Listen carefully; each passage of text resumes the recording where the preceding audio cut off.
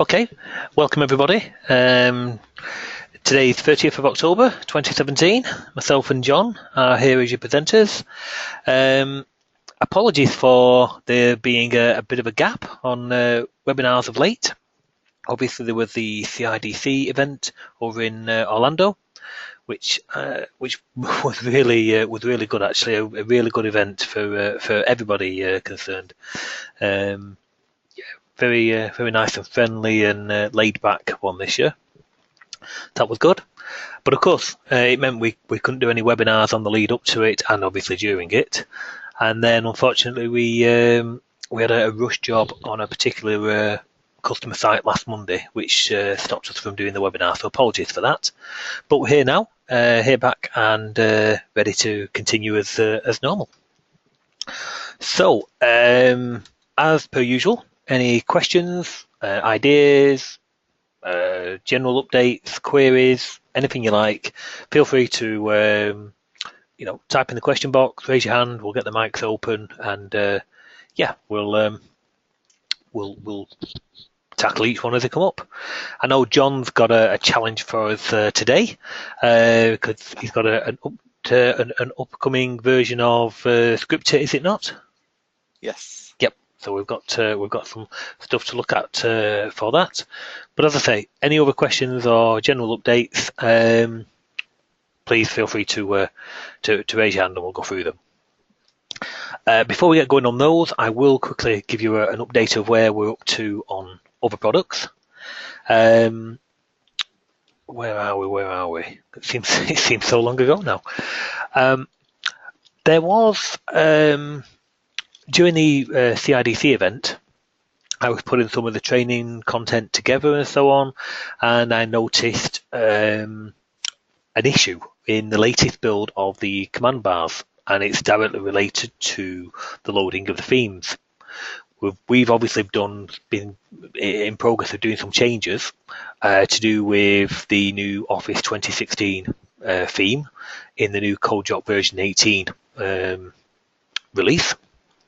And as we've done those changes, we basically in the last build of our products we put a temporary version out, which should have worked okay for everybody and so on and so forth. But it does seem that there is a question mark over the loading of the ribbon themes. The command bar and the tabbed bar theme seem to be okay, but the ribbon bar does seem to have a problem. It works fine if you're using the brand new version 18, but it seems to have upset the previous version, so the 16s, the 17s, and so on of CodeJock. That is something we are looking into, and you will get a release out this week on that. It'll be a build just for command bar because it's only command bars that are being affected, and it's only the ribbon bar of the command bars that are being affected. So apologies for that. Obviously, it wasn't planned, but yes, that is affected. And general updates. We launched, if you remember rightly, just before the CIDC again. Just before then, we launched our new Chillcat wrapper, which touch wood, I'm happy to say seems to be growing a lot of interest and being quite a successful launch so far for it. So I'm quite happy with that. There's still so much more to do. There is an update coming out. There was the intention for actually to get it there today for this build. The main update of this build is one of the core libraries, if you will, because the Chillcat product, if you remember, has got so many different products. So let me just take you up to here. And these are the 90 odd, 94, maybe 96 separate products to this. Some are wrapped, some aren't, and the product will include the wrappers for all of these separate library elements. Now, one of the larger ones, and you could see I was on that a minute ago, was the raw HTTP, which does contain basically the backbone of quite a lot of others. They're all self-contained, but this does contain quite a lot. So if we have a look down here, go past the properties, which you can see quite a lot, and you go to the methods, and there's loads. There's Google security, your general downloading and uploading, your gets, your puts, your posts, all the things you would expect. And of course, they talk to each other, so you can post JSON content, and it takes the JSON. Where are we? Oh, that's just a raw string. But basically, they take other objects. So you can see this returns you a response object back, and so on and so forth. This build, what's coming out, will include all of the HTTP methods. So basically, you can see where I was up to a second ago. It's basically up to the upload bytes, which is it's the S3, which is the Amazon buckets, and upload bytes. So there's probably only another 15 methods to wrap, maybe 20 methods to wrap, and then that build will go into final testing and be released. So you can expect that today/tomorrow, and that's another update to the Chillcat product. Because of the sheer size of the Chillcat product, you can expect frequent updates to it. Obviously, there's updates to other products as well, but there's so much to do on the Chillcat, so you can expect frequent updates to all of the to the Chillcat wrapper. So yes, basically, you've got quite a lot coming your way just on that alone. I think that's it. Obviously, we're back in the flow of things, so to speak. So you can start watching for other updates as well. Command bar being an obvious one. One which we did discuss during the CIDC training was basically the docking pane temporary host window, if you will. And what we mean by the host window is if you wanted to use the docking pane and create an application which utilizes various different parts of the various different elements of our products, like a task panel on the left, the shortcut bars maybe on the left, and the command bars on the top, and the window content going to a docking pane, then 9 times out of 10 we recommend creating a docking pane host window to basically provide a host window for all of the elements.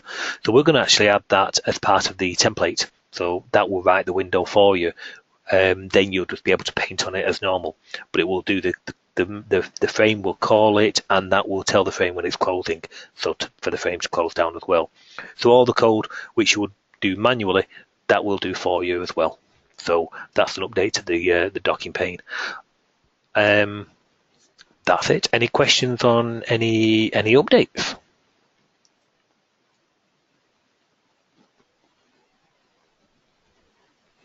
No? Okay. Well, we do have one question. It's off David. It's regarding the Google Calendar. So let's fire up the mic. See, David's there. David, are you there? Hey, Eddie. Hi, how you doing? Good. David, were you at the CIDC event, or were you just online? I was just online.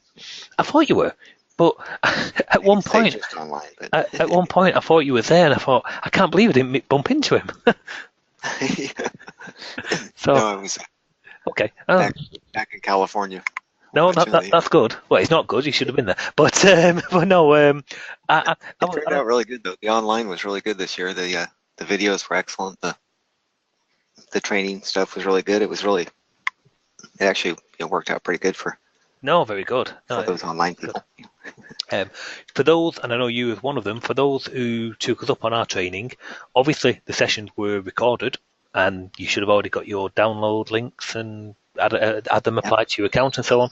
But they will be being re-recorded in an office environment, so it'll be better sound and clearer recordings as well. So you'll get the best of both worlds. You'll get the live sessions, and you'll get a recording of that actual content made again as well. Oh, I got you. Okay. So basically there will be both.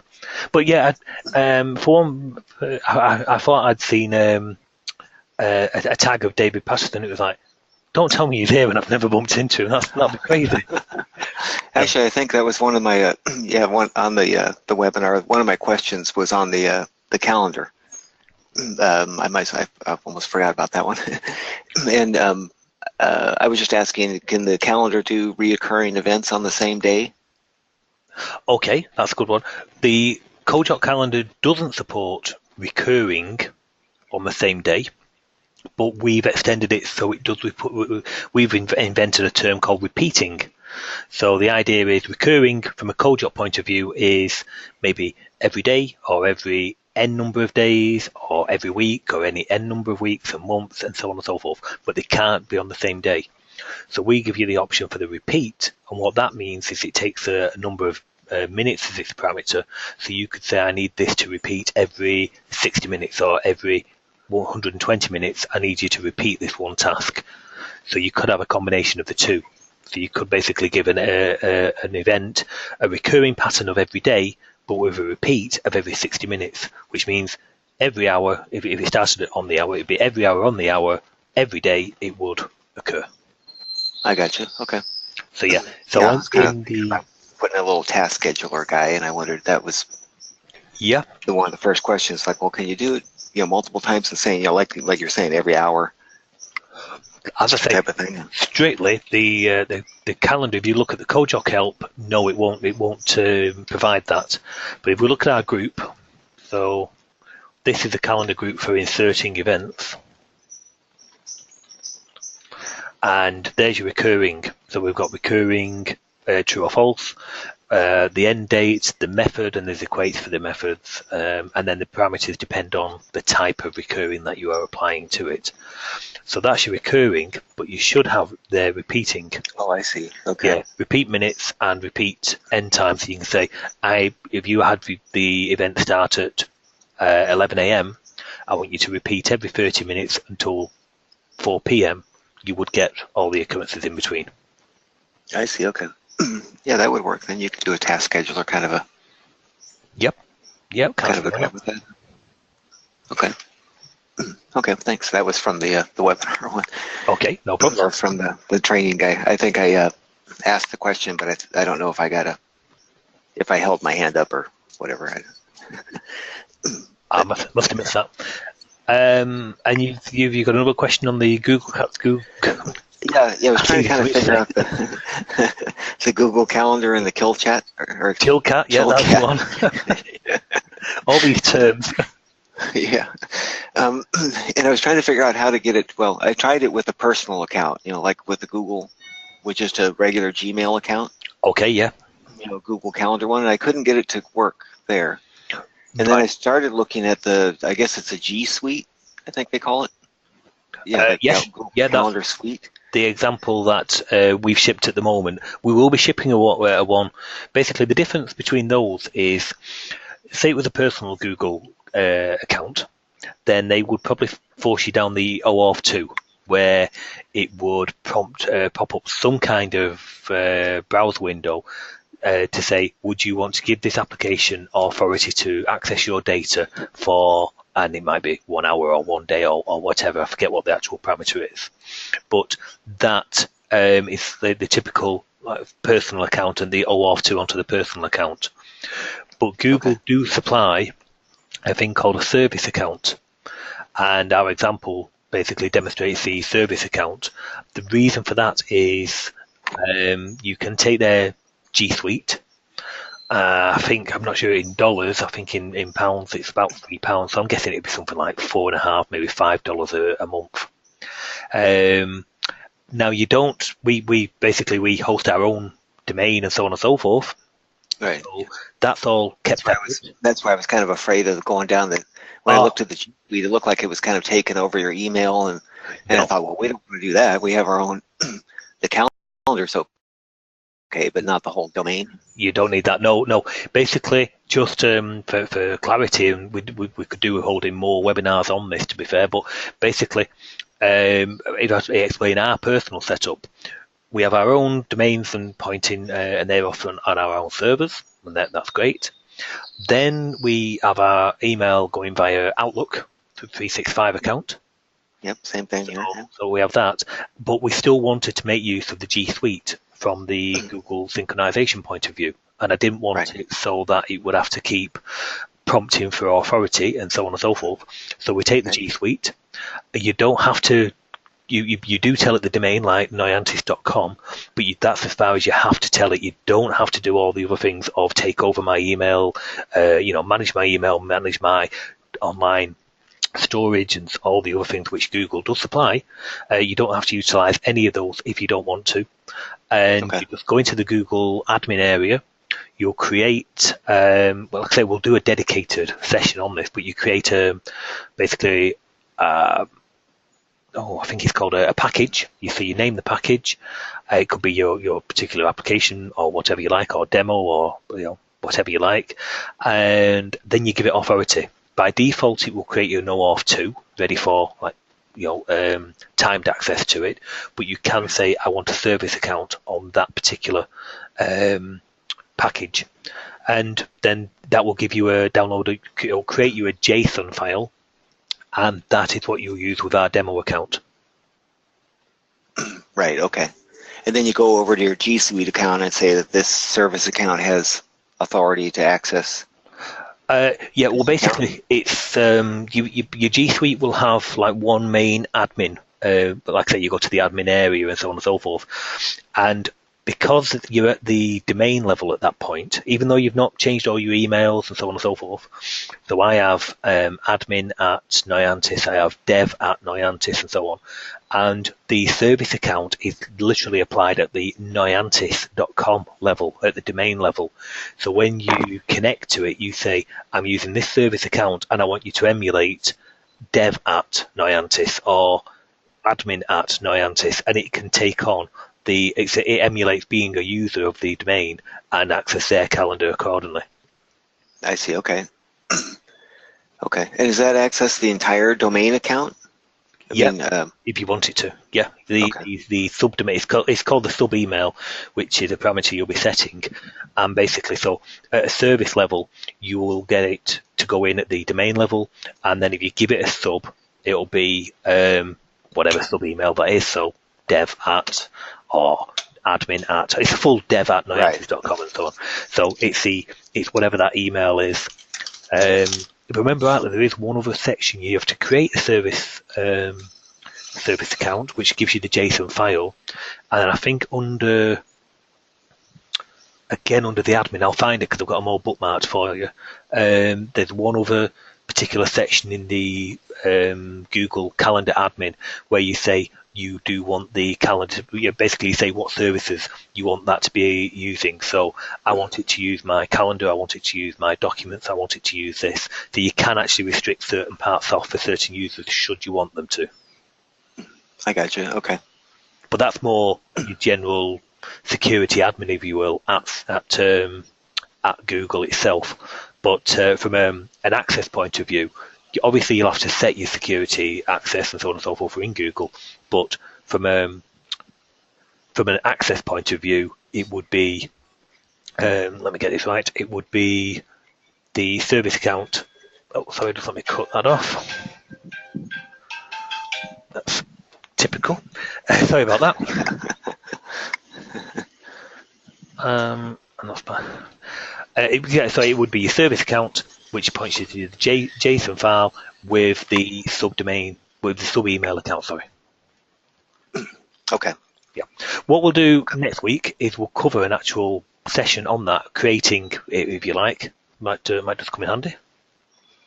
Yeah, I've kind of got all of it except for the G Suite part, I think, is my missing part here. So I got the account set up, the service account, and I've tried quite a few times with the personal one, but it's just the G Suite one. I think I just need to finish setting that guy up and then assigning that JSON file, and then or telling it that I have access to that, and I think that should. Well, if we've got time towards the end of this, I'll find it for you. That's not a problem. Okay, that'd be great. Okay. Okay, all right. Thanks, Andy. Appreciate it. No problems. Thanks for the CIDC too. That was really good. Oh no, thank you. It's as long as people are getting something out of it, that's the main thing. Oh, very good. Yeah, very helpful. Thanks. Cool. And Bill has got a question. Let's open the mic. See if Bill's there. Hi, Bill. Yeah, Andy. I was just I kind of missed some of the stuff on that Chillcat and I was curious as to, what a real simple FTP, what it would take to create like a real simple window and the FTP up type thing what it would take to do with that Chillcat. Okay, well, I'll tell you what I'll do. I mentioned, I don't know if you caught the start of the webinar. We were mentioning about updates to the Chillcat product, our Chillcat wrapper, and obviously with the size of it and so on, there will be updates more frequent on the Chillcat product. One is due out. I was hoping for, now. Basically, you can see. This is the new HTTP, which is quite big, and this is just, this is in the next update, and there's loads of methods. There's so much to it, and that's just one element of the 90 odd. So that'll be out today or maybe tomorrow, depending on how long the webinar goes and so on. Then what I'll do on the next one then for you is I'll do the FTP and the SFTP, and that will go into the example app. So by next week's webinar, that will be available for download. So would that help? Yeah. I'm just, because I hadn't purchased the product yet, but I was just trying to decide, well, would it be easier to handle some of our FTP stuff using that versus the way we're doing it right now? Well, just to give you for instance, so if we go to the FTP, and you'd be looking along the lines of, just waiting for this. So if we look at the methods here, so there's quite a few methods. Forget to thingy, but basically, I'm expecting you to have a very simple upload and download file. You see, it's so powerful. They are. Yep. Put file, which is basically you sending up and so on. So. Right. We'll have it so there'll be a nice easy connection to it. So a method for the connect. Yep, and there it is there. So that takes so you'll have already set what the actual security is to be able to access and what you're going to and so on and so forth. We've got FTP on ours, so I'll set up a demo area and basically allow it to basically connect to that. And we'll just put a job on the cron each night to clear out that particular area.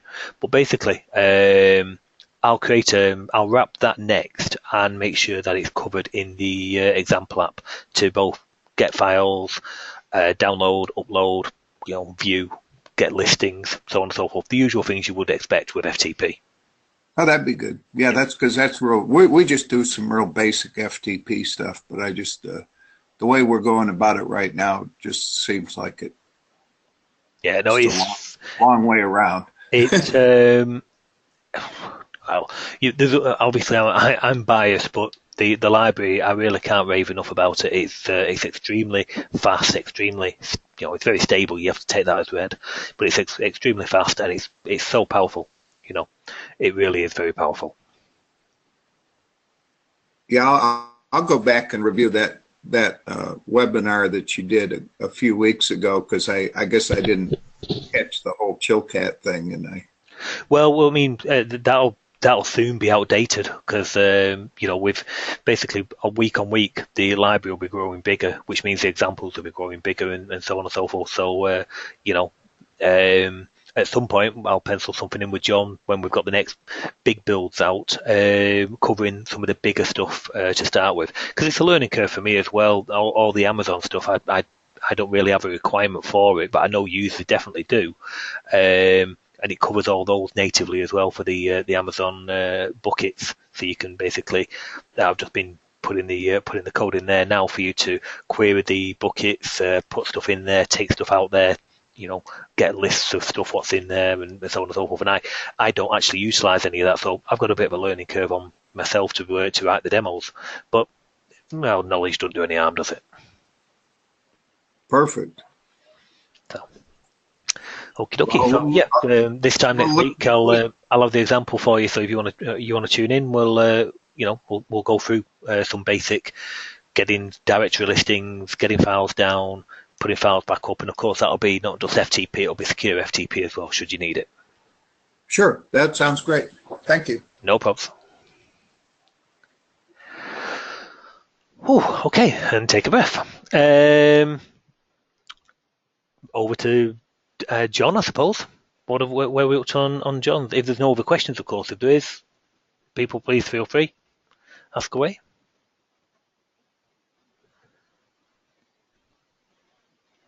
My turn. Oh, John? Yeah, I was thinking of the report control where we call a clarion procedure, then come back to it and see if we can get focus back on the report control. Okay, yep. So just let me move this out of the way and that one as well, actually.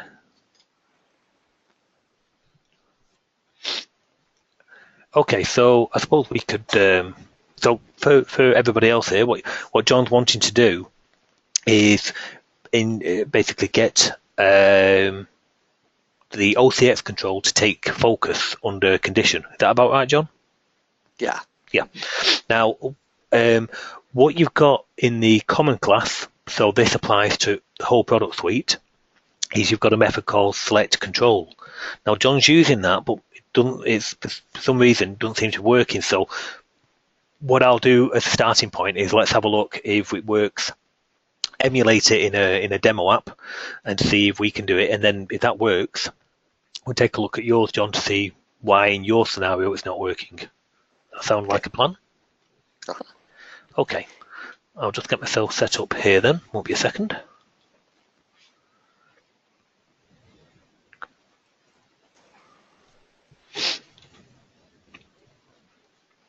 Sorry about this.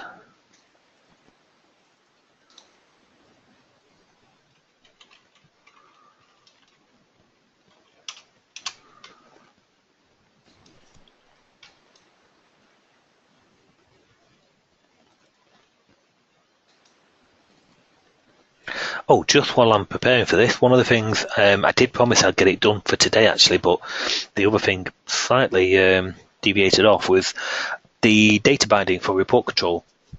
We've been asked to add connection details for Oracle, so that'll be coming in the next build. That example app for that will be out this week because I've got to send it to somebody, so I've got no choice but to do it. So yes, basically, as well as I think the connections it copes with at the moment, unless you manually code the template prompt for either Access, MS SQL, or MySQL. So it's going to support Oracle as well.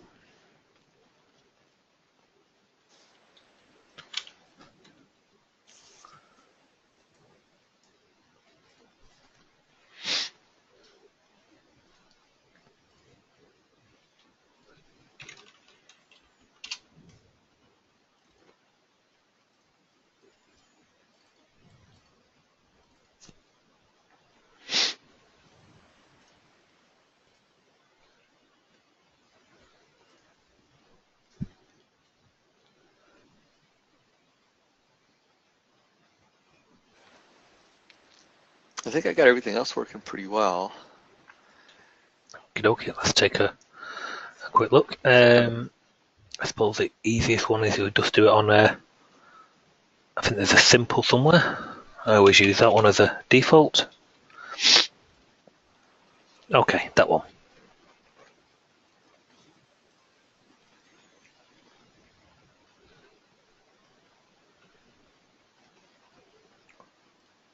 Oh, not that one. So basically, when a role's been accepted, I take it you do it on that. Yeah, the sequence, I guess, is that you're on a report control. I have the enter key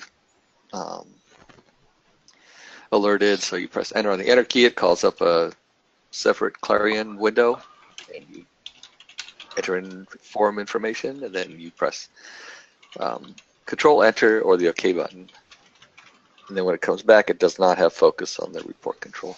It updates the report control, one of the cells, to make sure that it's current with what was on the form. And then, but the focus isn't there. You can't arrow up and down on it. Okay.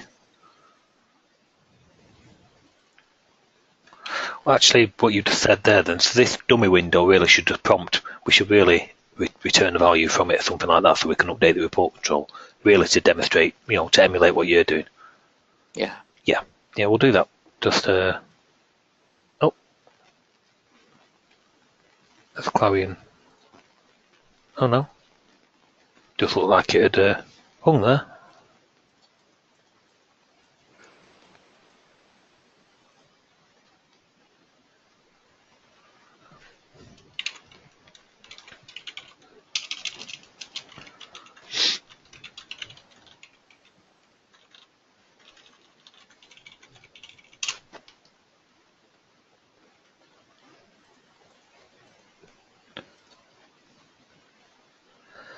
So this one, from a prototype, wants to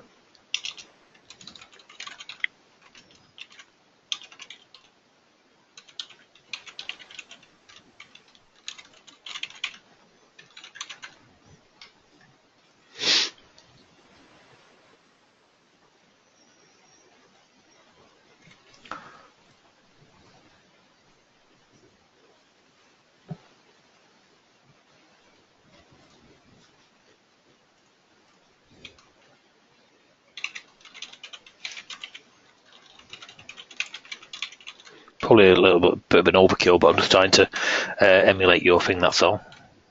Okay.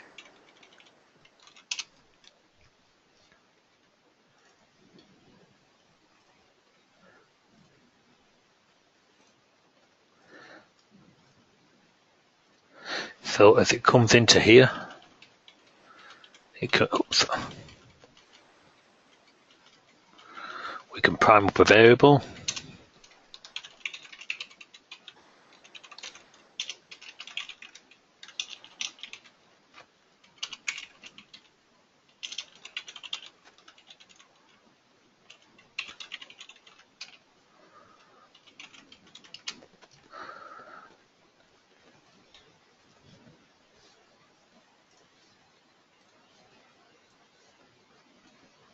Very crude window, obviously, but you get the idea. We'll have an OK and a cancel. Yeah. Actually, that could just be a standard close, thinking about it.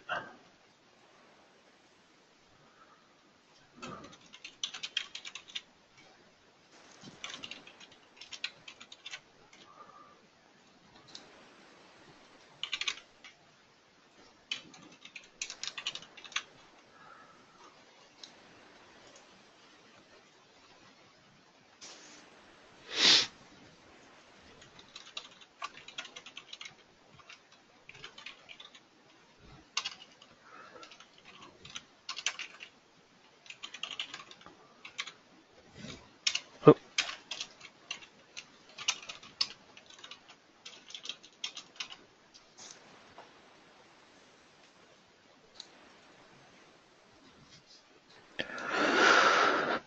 Okay.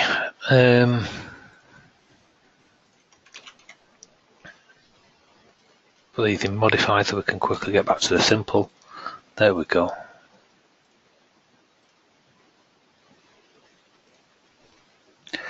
And if we look at, we'll see which column we want to actually do it on.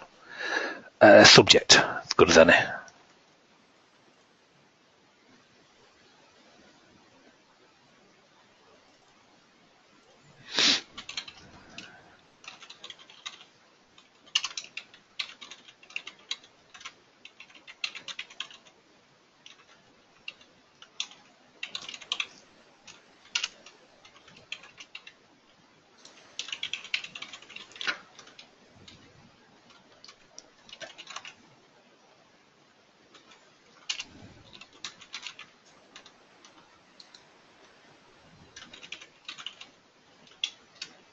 Is that right?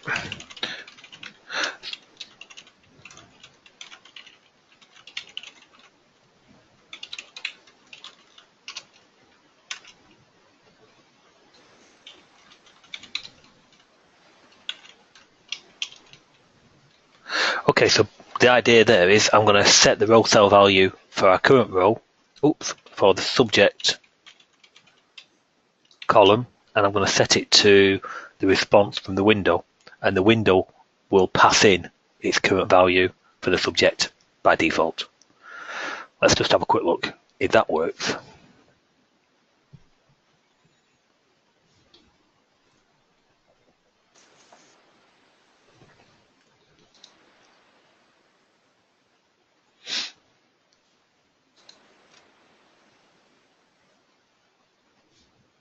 Really?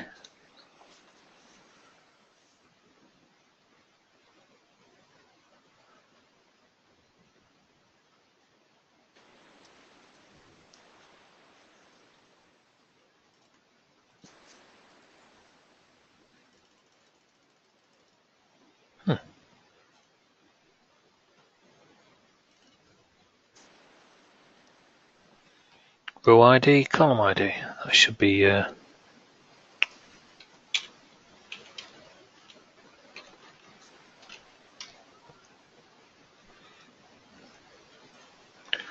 And what I should really do is, yep,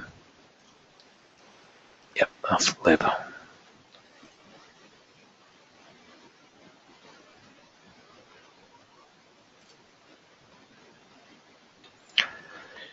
Okay, so if I go to licensing, we've got licensing, and if I put that 2, we need a repaint. But yeah, so we'll just put a repaint on there.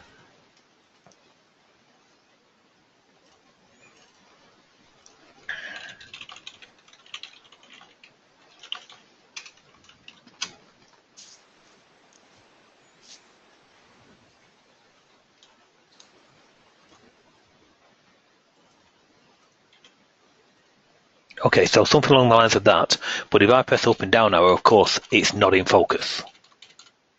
Correct? Correct. So now, I know we've got to do the enter key. So I would suspect that the select control, remember this is for the recording, this is a common method to the common class. So the whole of the product suite, calendar, property grid, all of them have select control. And it's not just the code jock, it's any OCX, it's any of our controls. So let's try licensing there, change it to 2, press the OK. Okay. Now why hasn't that done it? Didn't expect that, I'll be honest. So I'm just going to put a button on here to make sure that the report control is doing what it's supposed to.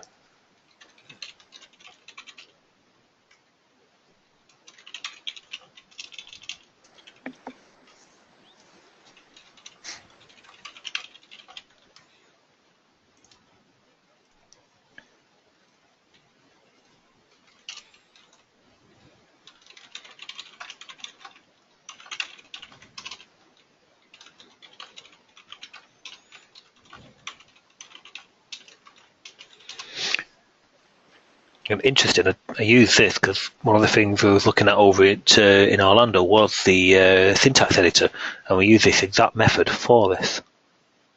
So if I press that, it has actually brought it into focus. So if I tap off there, obviously the close is there, we can see the select is there, up and down arrow, not doing anything. Press that, down arrow. So doing that, go to that, press OK. Got to be another event going on. There you go. That's what I couldn't figure out. Okay, that's interesting then. Okay, let's take a look at why then. Won't be a second. I think you would want that just generally, right? If you were doing inserts or changes or something. Oh yeah, definitely. Come back to the report control.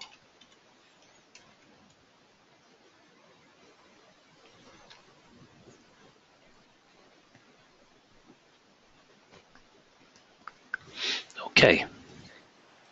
Then I'm just going to take the populate out. Just wondering whether that.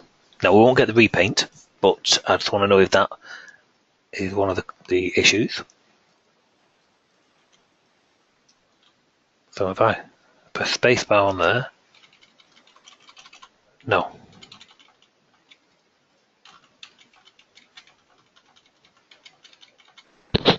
No, okay, so it's not the populate.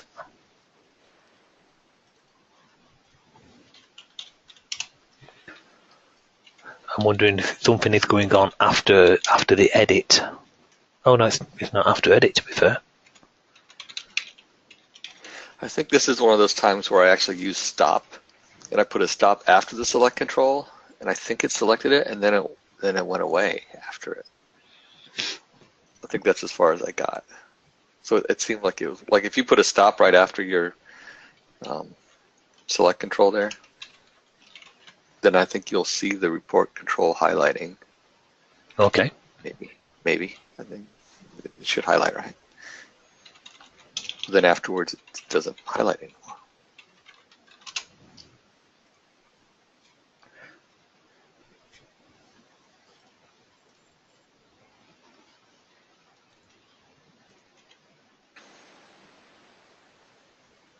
I don't know if you can see it on your No, screen, though. It's kind of hard to see if it's highlighted, I guess.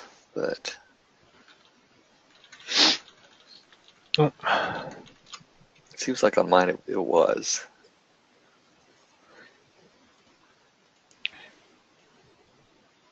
Look at the settings on here, because you have got on the appearance. Oh no, what's the under here?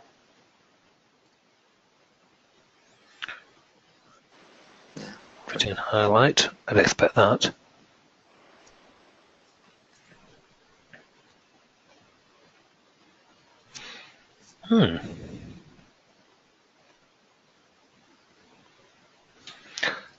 Just going through the class to have a look at other things which have gone on during that, so nope, it's not that.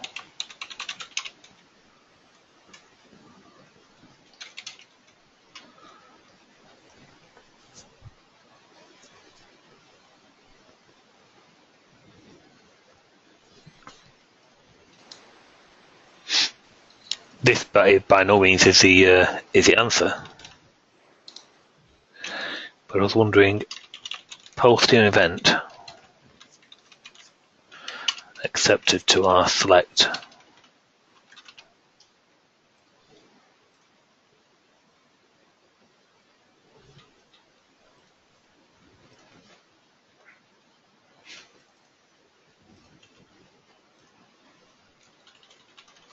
No.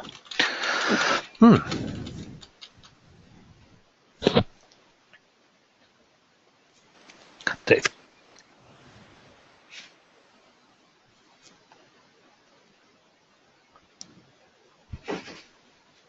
just looking in the class to see if there's anything. Let me bring that into focus, so obviously people can't see that. And there's anything in there after the row accepted. No, that it's hitting.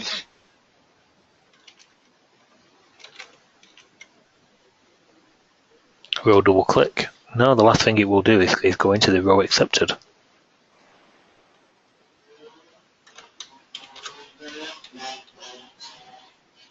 Okay.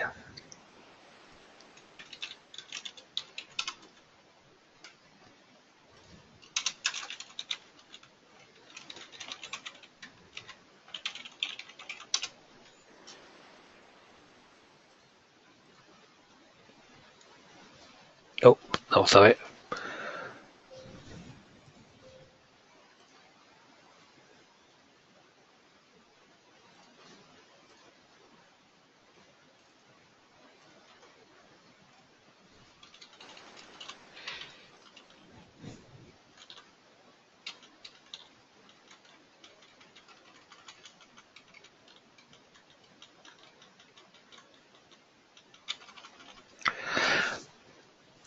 Just intrigued to know what has got focus at that time.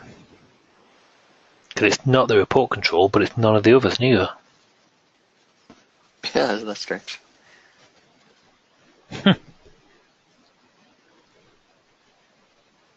Because tab doesn't do anything, right? Once it comes back. No. Well, tab, yeah. If does it tab? Technically to declose.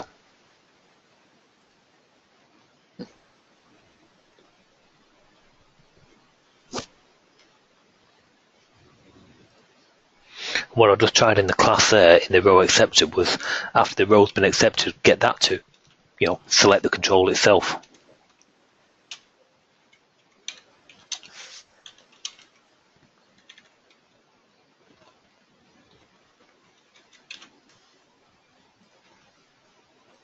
Okay, I'll just put something in, a bit of a sledgehammer type approach. I'm not sure.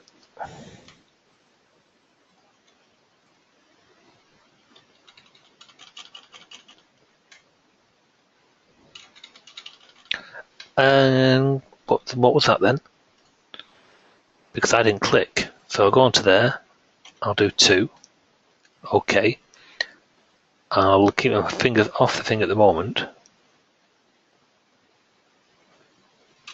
Pressing down arrow, no joy. If I was to move the mouse. Now I haven't clicked. I've just You just moved the mouse. Just moved the mouse, yes, but I have just put a something in the class. So just let me try that same thing again.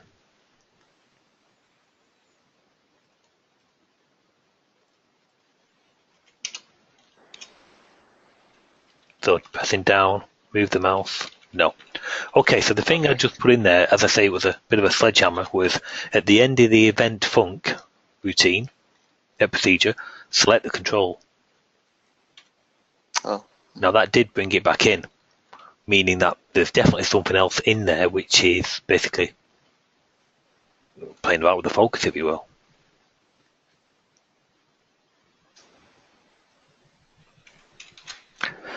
Okay.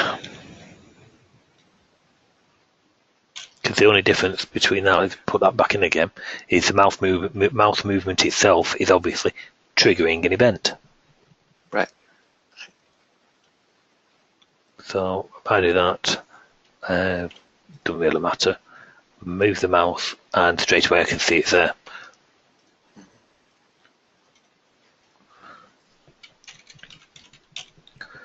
So I'm just intrigued to know what events. So okay.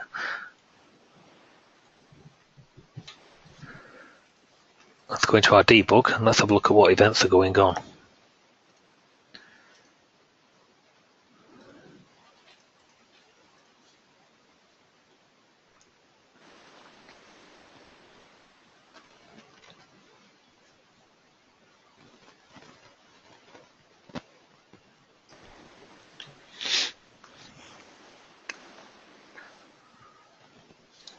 Let's have that open.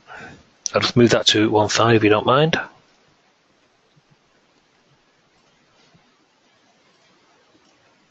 Okay, lots of events as you would expect. Get tooltip info. Okay, so if I clear that, in fact what we'll do is we'll just move that over there, bring this on here so we can see it a little more.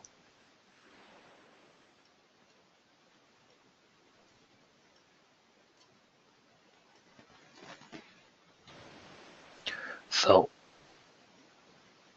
get tooltip info is triggering. We go to that, we come back, and we've got selection changed.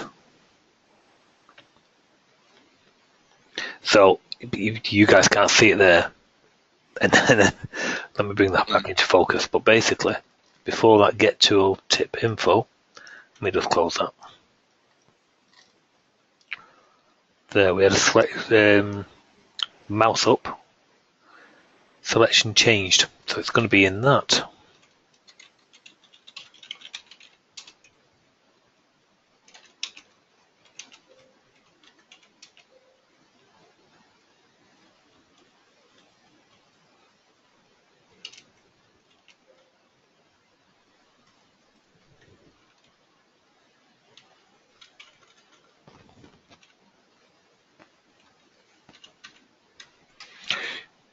Interesting. We don't actually actively look for selection changed.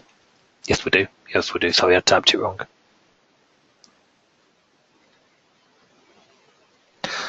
Ah.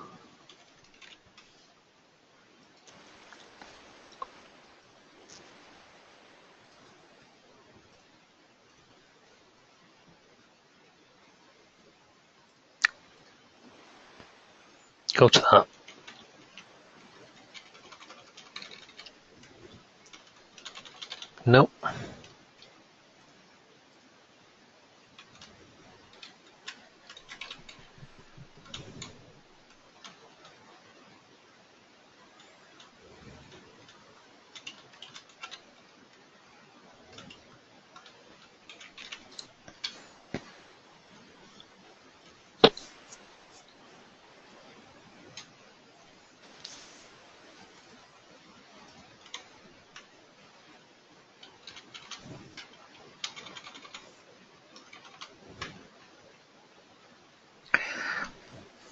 I don't understand why we've got the selection change triggering when I've got the same code in there.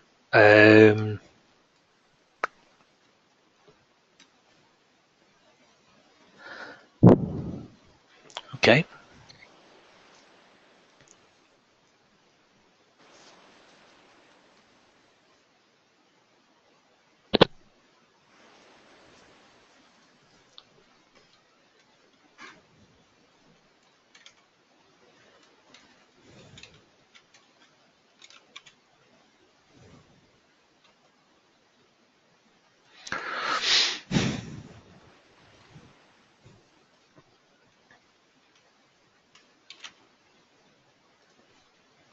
Just trying a few different things here. Sorry, point of the webinar. It's probably a bit of a boring one.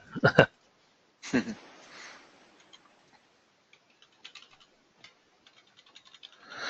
a little confused, I've got to admit. So we know it's in the event func. Let's get the thing back open again. Can we reorganize these? No, they don't. Definitely need report control on that. Yeah.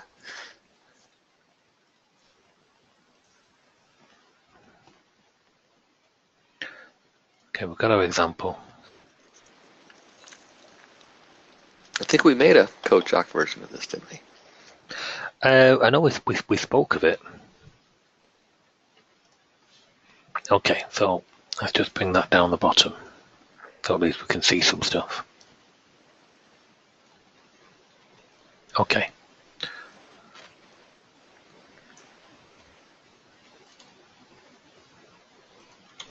So we've just got mouse down, parent core, yeah, mouse up, get tooltip info. Just going back to that. Don't really basically want to keep the mouse more or less where it was. So if I just press the space bar here, selection changing and selection changed.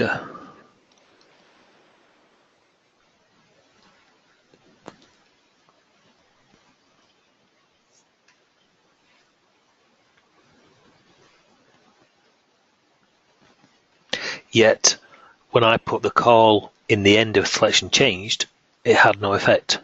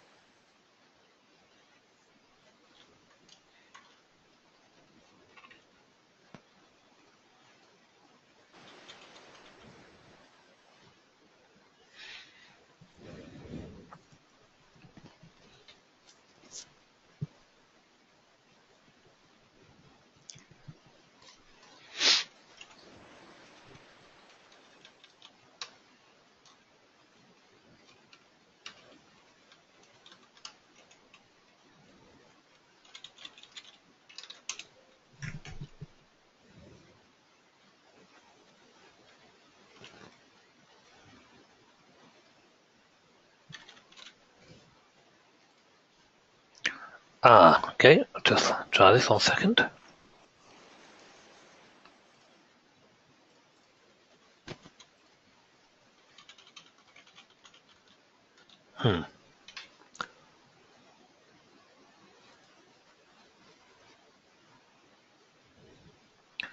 So just try that again.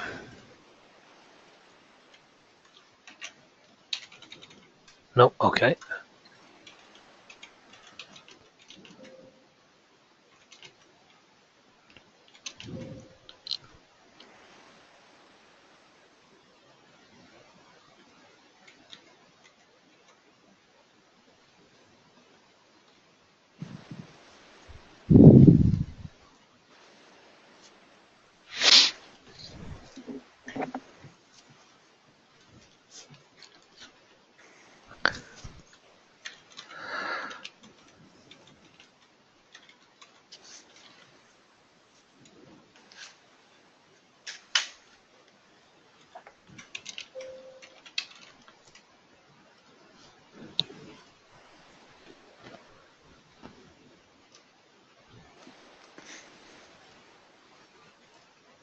You could have eased us back into stuff, John. Where's the fun in that? I'm really confused. Because I know that select is the key. We know that from being able to press it there to bring the control back into focus. Besides which, we use it in other things as well.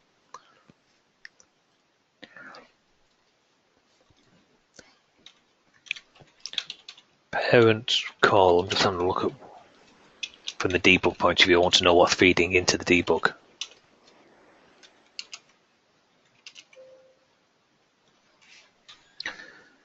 Wonder if anything in the common class is affecting it as well.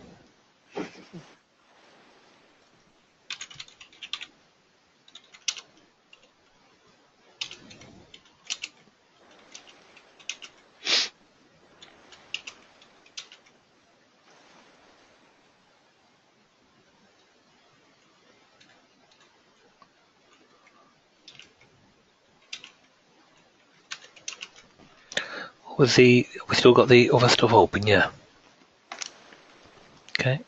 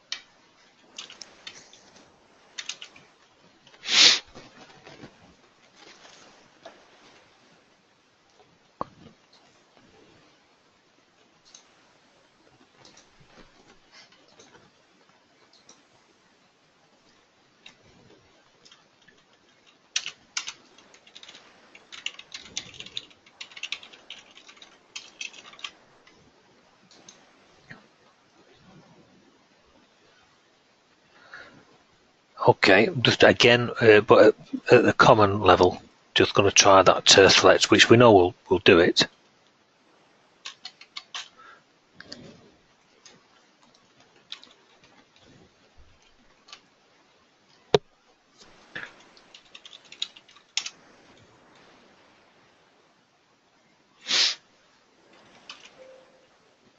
Roberto's just confirming the issue. Oh, what's he said? Sorry, I didn't see that. He said the same thing. It said it happens to me too, even in the older versions. Only when I load a Clarion window for editing. If I use edit in place, then it works fine. So it's basically confirming the same issue that we're seeing here.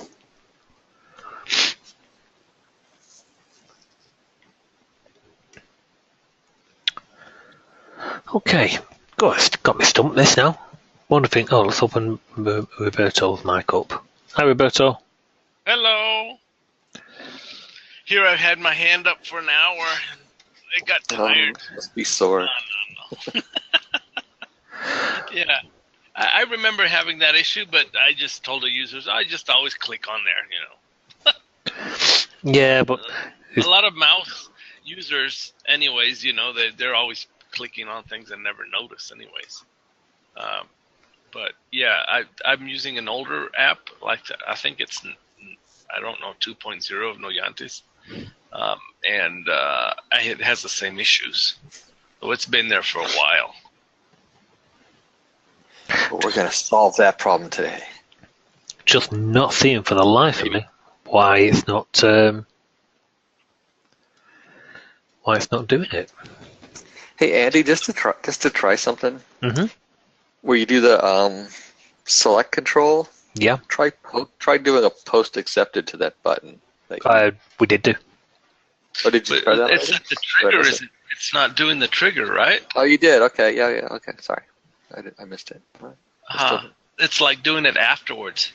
You do that, and then afterwards, it's undoing the selection. So maybe you need to do something like on the window control or something like that, like maybe an event that triggers later? Just some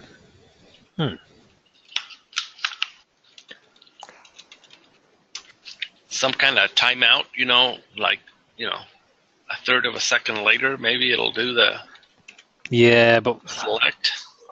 I know that's problematic, but it's just trying. I'm wondering whether it's because the window's not actually. Well, the window is in focus because I can press the tab key.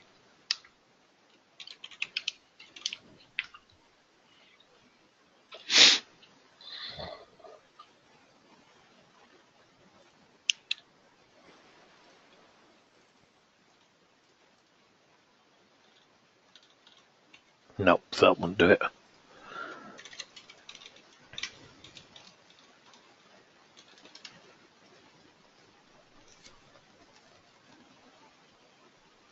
We're going off, we're coming back. Why, when we come back, will it not do it straight away?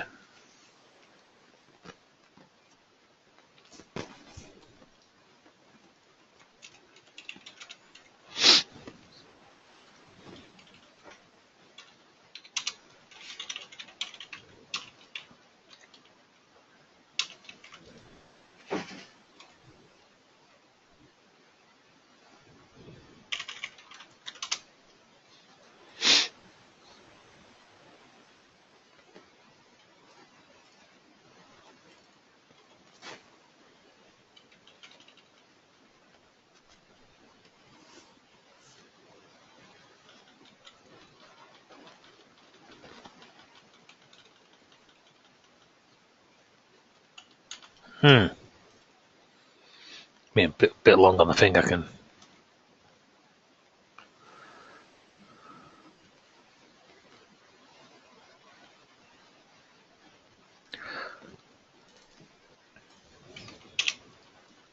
Did it just say tab works on there or not? Yeah, tab works. So if I do, I've got the populate. Oh.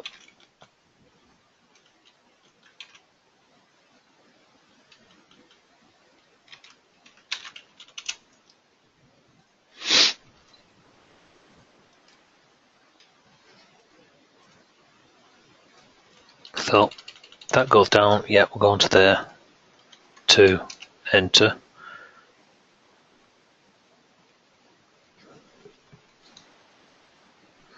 Definitely something else taking charge afterwards. You see the actual highlight change.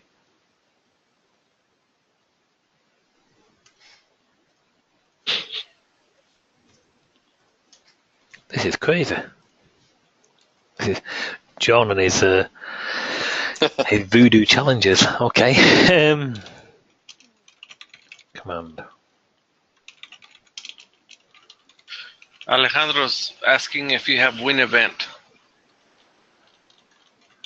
Yeah, but I don't like to include another third party. I want the product to just stay on its own. Although it might mean just from a reporting point of view, I get you. I think just to detect the events or something, but Okay, what I'm just going to do is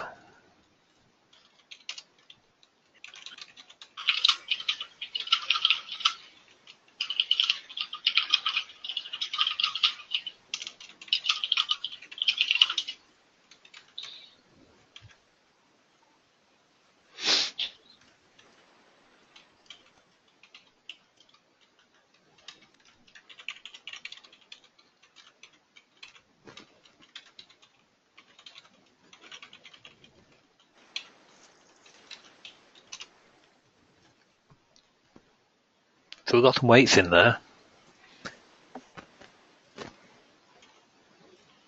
From the set row, that's still there. Populate. but you still don't have control. No, it's a populate.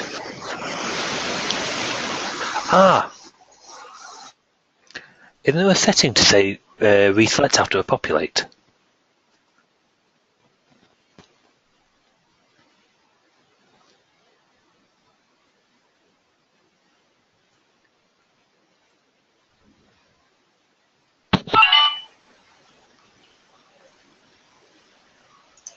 select first row after populate. Okay, not that, but I want to know if that's going to have an effect on it. So there, we're on that licensing. It's highlighted, it's changed, and it's back. But it's still highlighted.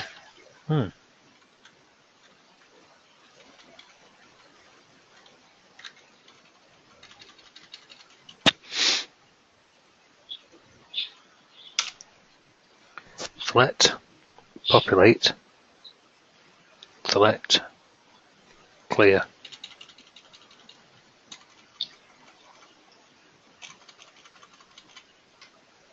And if I tab now,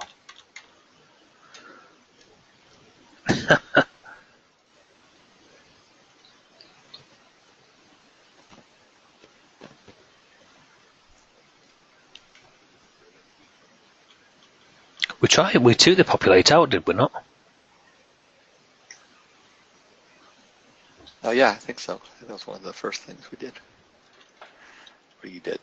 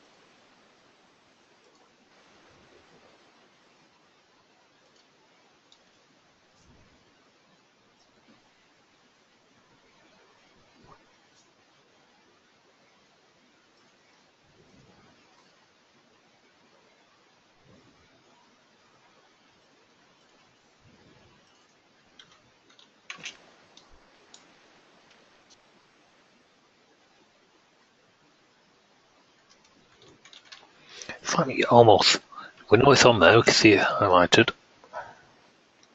There, it's on it, and it goes.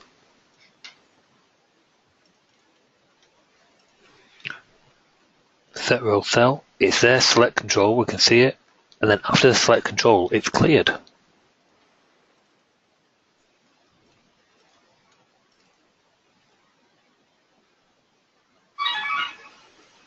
So it's after all of this, it's almost like it's in the take window event, something like that.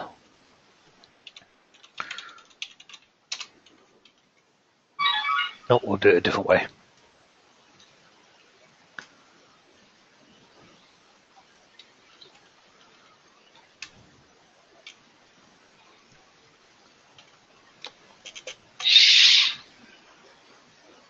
Should we take event?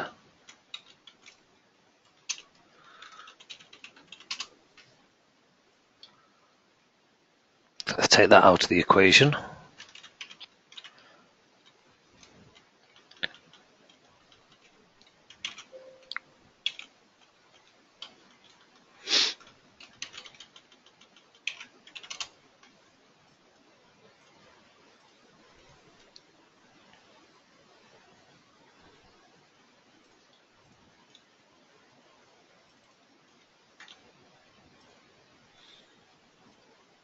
Select.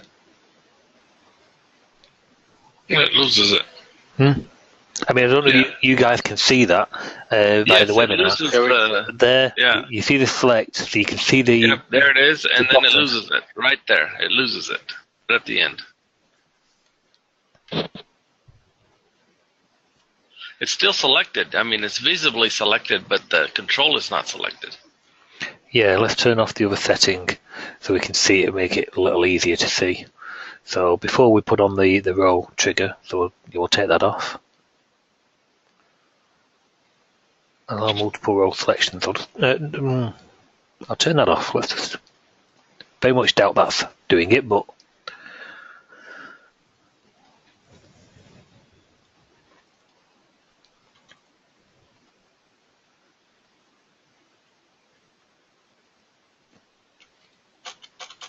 no.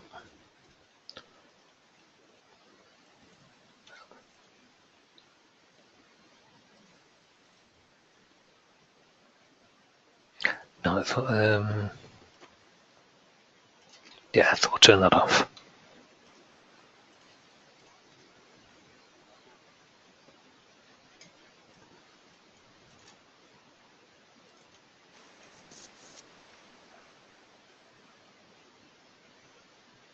That's a better way of seeing physically go.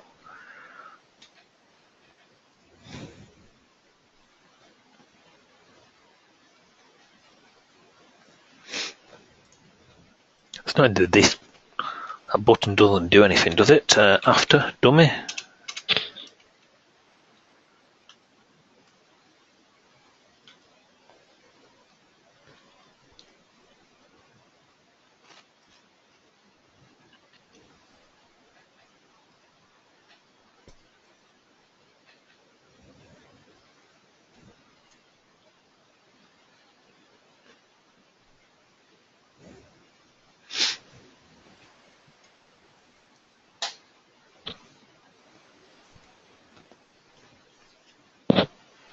Okay, suggestions, anybody?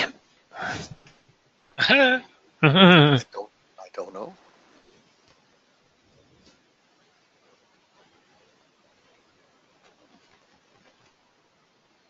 You could have a click me to regain control button. Okay. Any other type suggestions?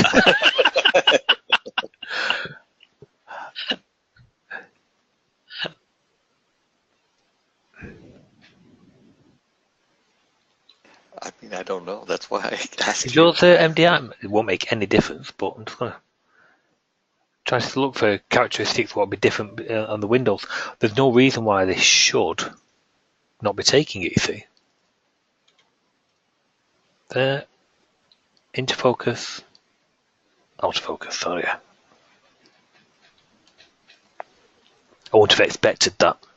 But the trouble is, with us turning the event functions off there, so basically, not the event, sorry, the take windows, so they're not even triggering. There's no code in there.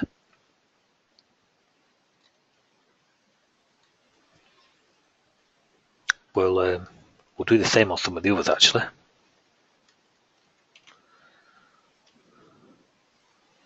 There's no timer, but we'll come out of that. Let's take that out just in case.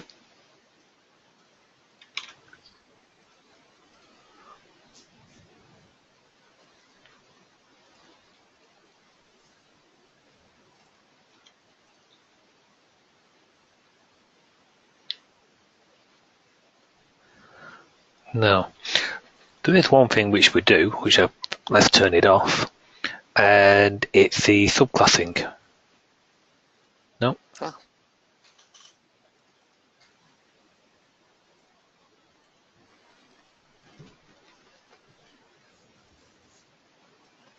I think it's only on the report, and it's only on the browser enhancer anyway.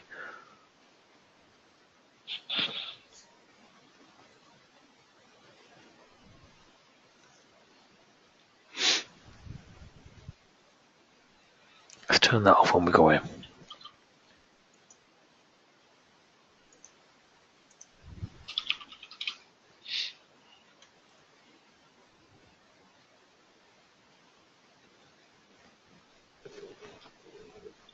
And yet we know when we press that, it'll bring it back in.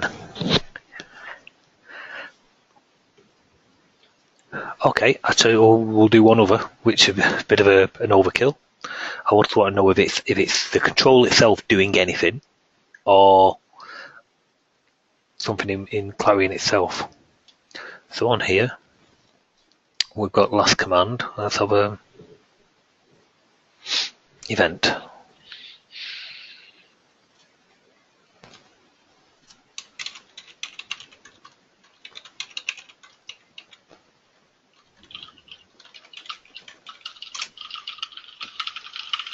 Okay.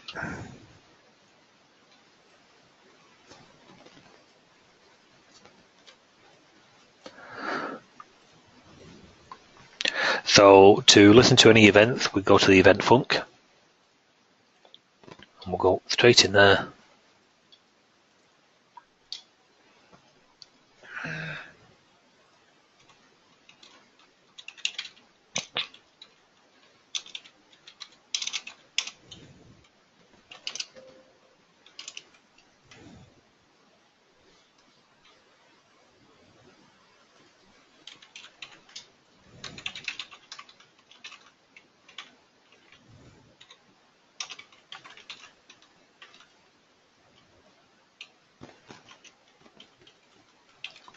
that look right. It's not going to like it that way. Let's have a look if that gives us anything.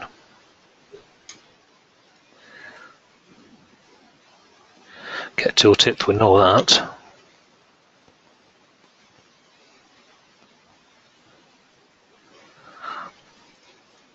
It won't. It can be. I'm just going to turn the tooltips off as well. Let's. Where is it? It's under tooltips. Yeah. Let's turn that off.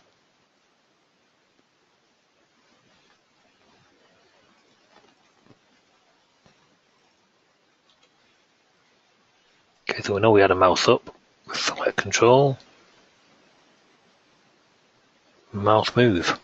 Did we do a mouse move?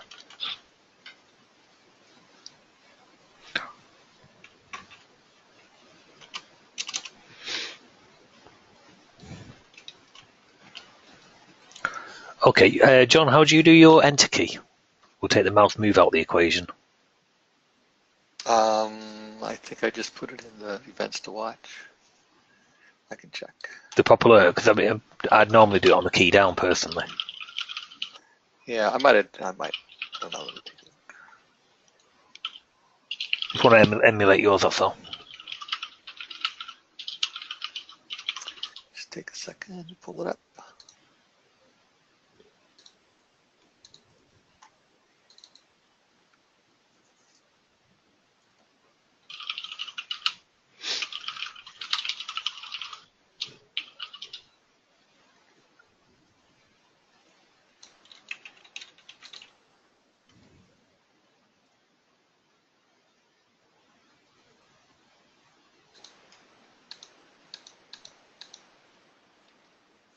All right. Well, under enter key, under keystrokes. I'm sorry. I've got enter key and mouse left 2.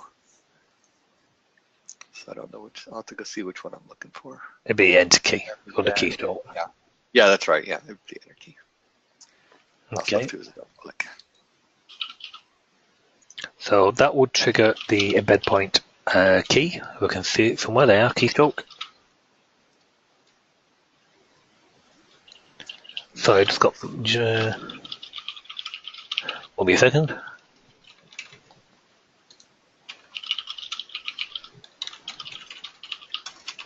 Yep, I'm under dot keystroke. That's where I am.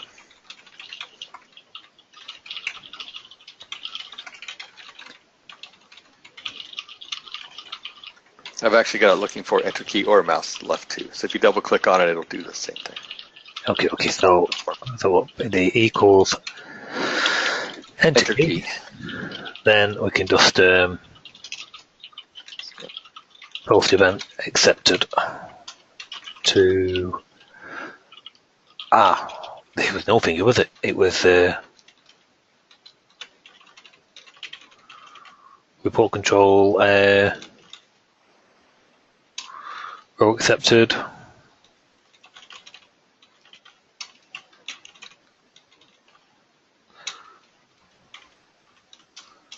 Something along the lines of that.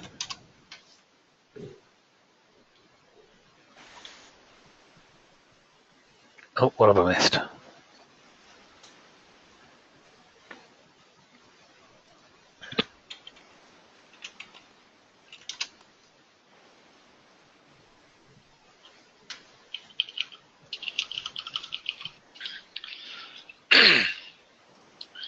Okay, so enter.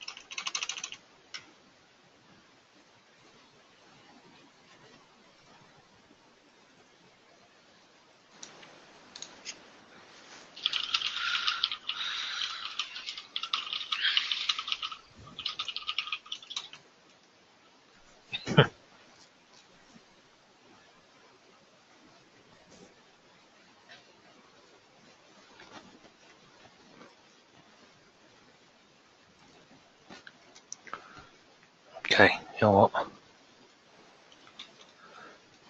Going to check.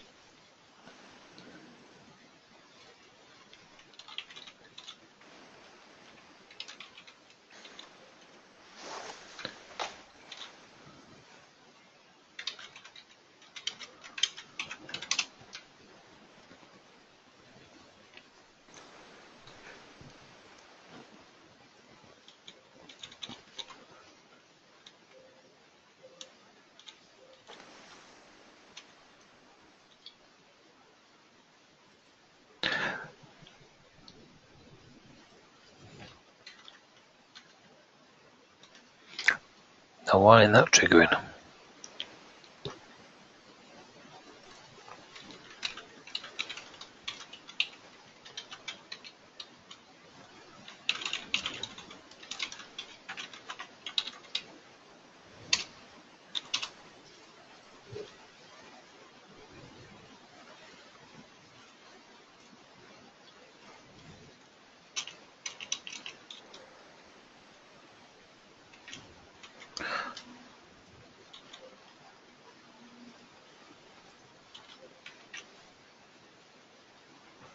It's getting the one up.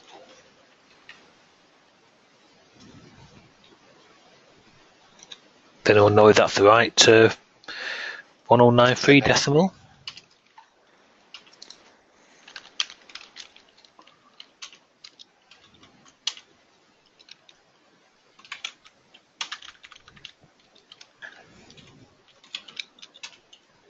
Alt E. 445, yeah. 445. X445 1093. That's getting the right one. Oh, what an idiot. I want to be enter key. I want to be. Oh, put Enter it in. key. Yeah, you put it in single quotes. Okay, I'm gonna edit that out of the thing. I should have seen that. It's our first week. It's our first week back. Well, you weren't the only one looking at that screen. Okay, so there, onto undeliverable. Enter. Press 2. Tab. So mouse up was the last event. Mouse up is still the last. Select. Author select. And we've got a mouse move, but we haven't got a mouse move.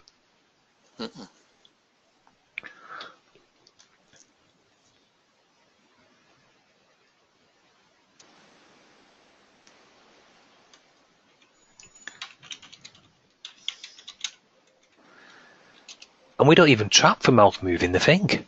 That's the crazy thing. In the actual class.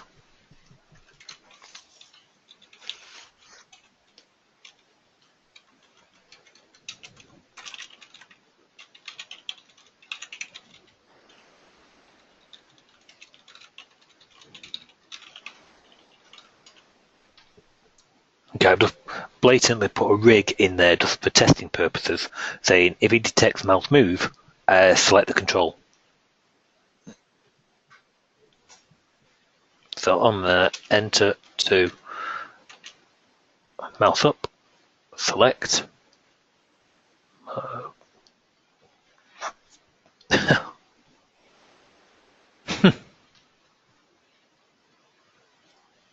It's a tough one, huh? Not half. And if I remember rightly, don't we have the mouse move turned off at the profile? Track mouse movements is turned off.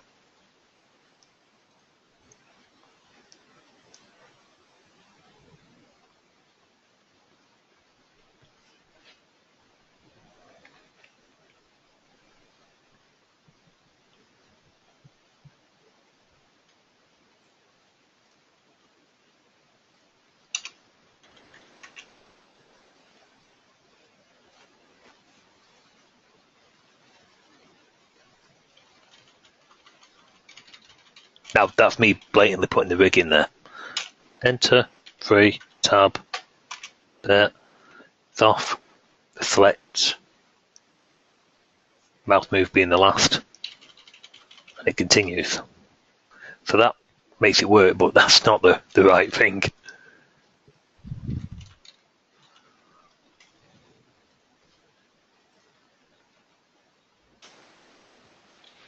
Just taking my code out now.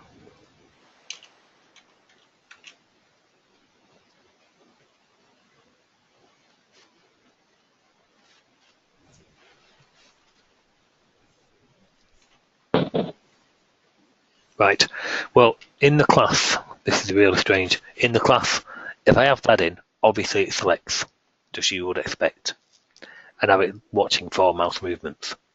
But that is the last event that goes through the report control. If we want, we can put a little queue in there, but we just had it in the debug to see what it's receiving, and you're receiving the lights of selection changed and so on. And we put the select control in there, and it didn't make any difference. So we know it's not that. It's almost as though some other event, not seen by the OCX but seen by Clarion, is taking focus off the control.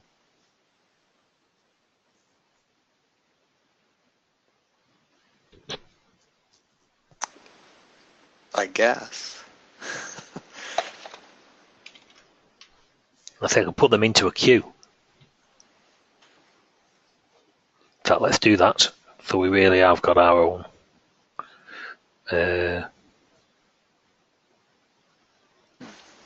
little history. Okay. LQ events.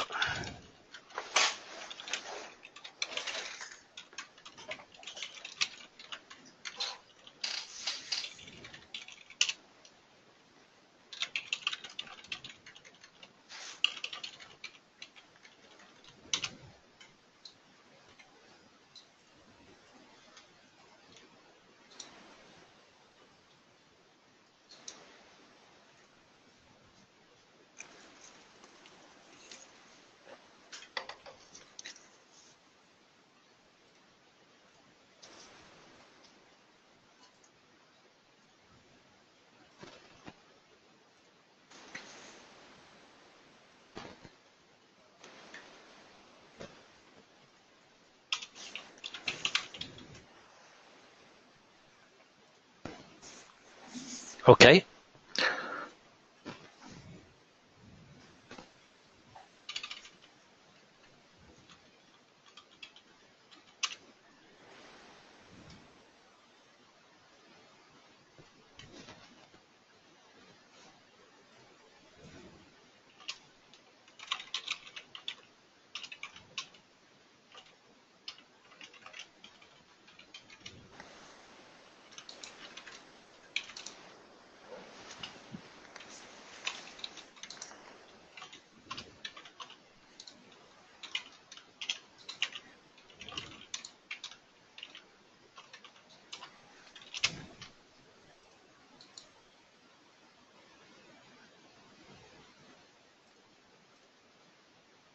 Of course, we'd expect that.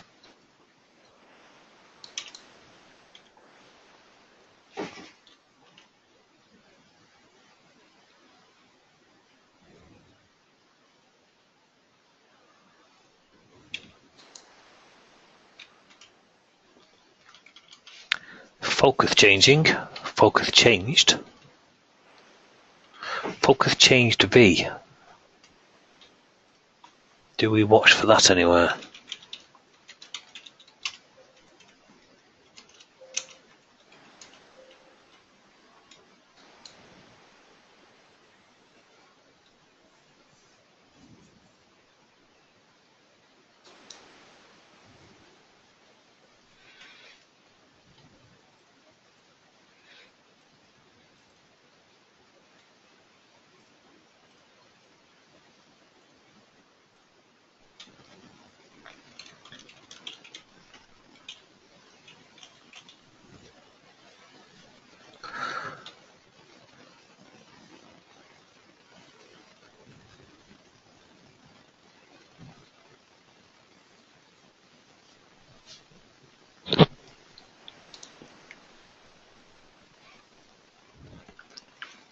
Okay, just turned off the thing, so we expect that. So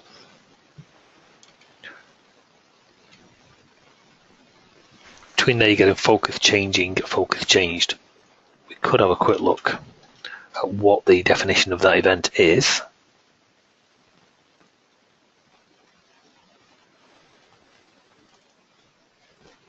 So let's bring that back in for you. Focus changing.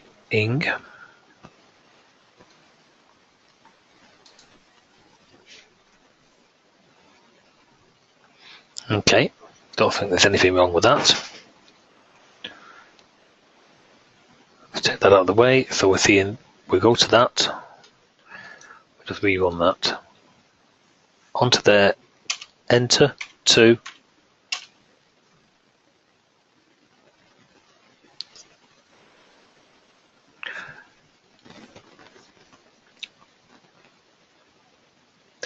The only interesting thing there is mouse move is triggered, but it's not by us. And we're not told to track mouse movements. The very fact I'm here going over it and we've turned off the listening and mouse movement. Yeah, and it's not showing up anywhere. So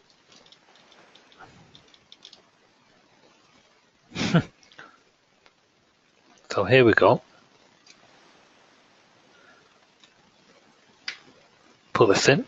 Simple click and enter, a 2.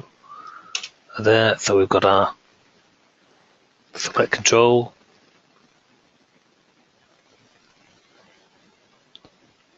There's a mouse move there. There's a mouse move there, yet I've got in the class to listen for mouse move.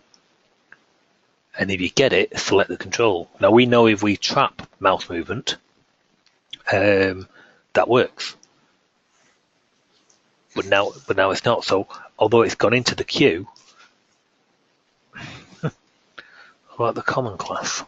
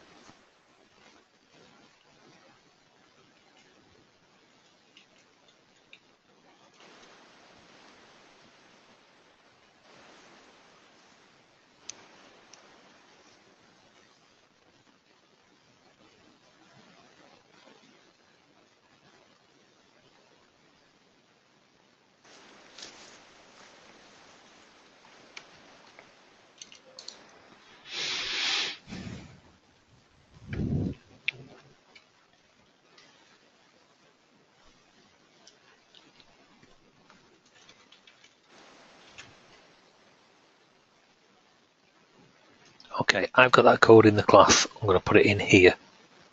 The same as well.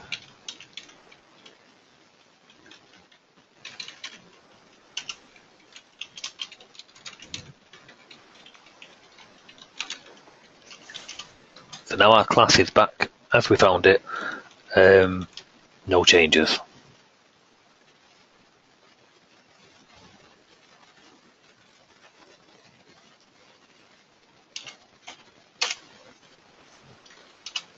Okay, mouse up, select control, mouse move, but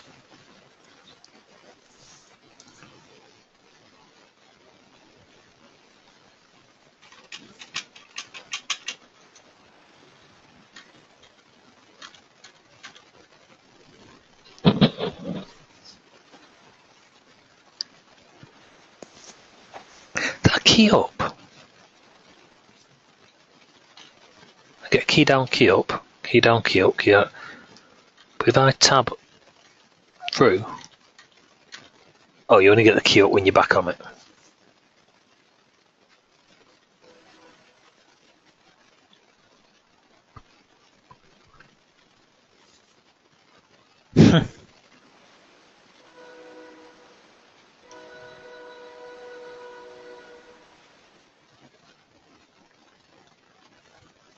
Back to the performance, just to put the mouse movement back on again.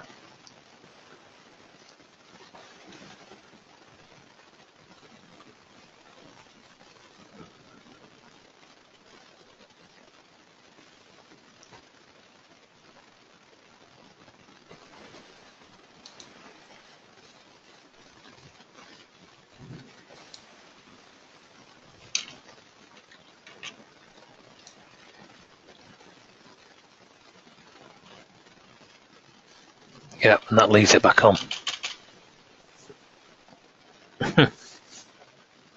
That's an awful lot of events, aren't they? Well, Well, I guess. Yeah, basically. I go over. That's the bottom. Just move around. And of course then you've got all the mouse movements. That's why we have it turned off by default. But the point being is just a straightforward there, and enter to come back, let it come back, does the select. But you have to move the mouse, right? No, I've purposely kept my hands off. I've not touched anything. So basically test again. Just one simple click. Now I'm pressing enter. I'll change something. I'm going to press enter and then move away from the keyboard and the mouse. So you can see mouse move. It's selected the control. Brought the focus back into it because you've got the key up. Mouse move, and now it's in focus. So up and down will do the job.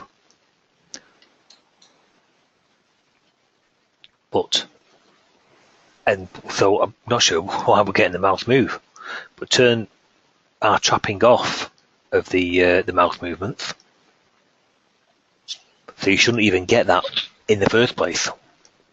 So we've got some code in there, select control, we've just seen it working.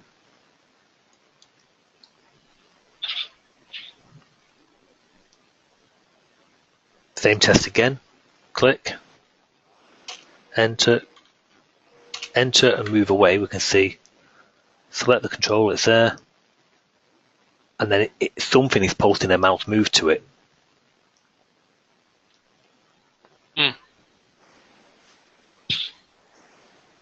Interesting, the other one had key up, key down on there as well, didn't it?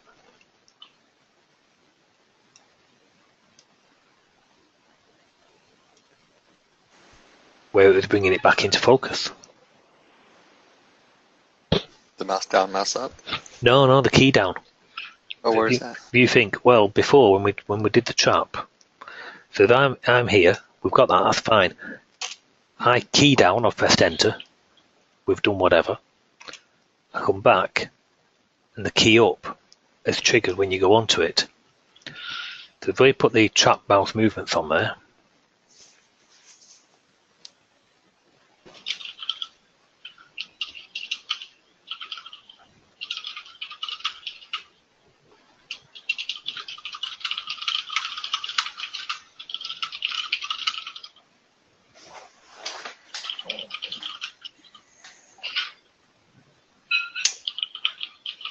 okay, so same test again. All there, so 5. I press the enter key. Watching the events. Now we've got a key up because it's as though it's gone back onto the controller, tabbed onto the control.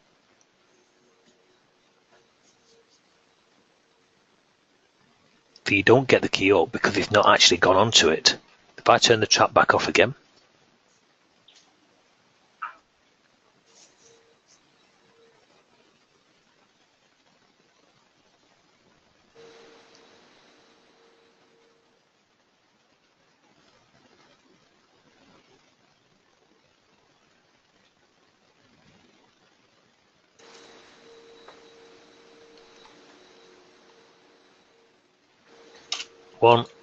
enter, you'll get that mouse move, but you've got the select mouse move, and you won't get the key up until I go back onto it.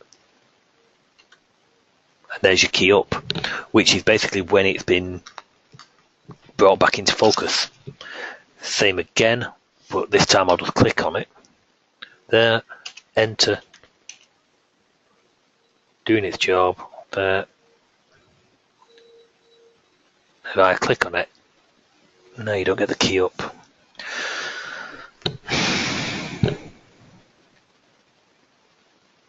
And Roberto, you were saying you have the edit in place. You don't get that. No, with edit in place, it works fine. But in fairness, you've never left. Window. Yeah, you've never left the window. Right. Or the control. You're not leaving the control either. Yeah, I think it's when you leave the control that you're getting into all that kind of problems.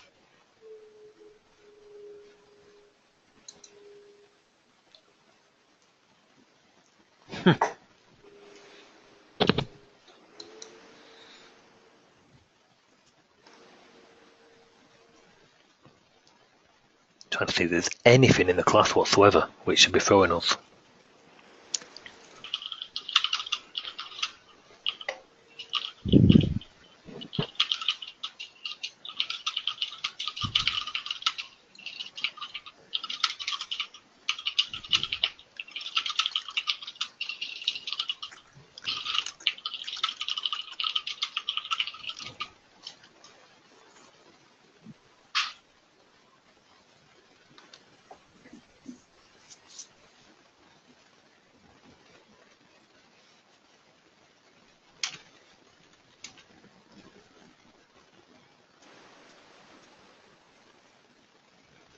Nope.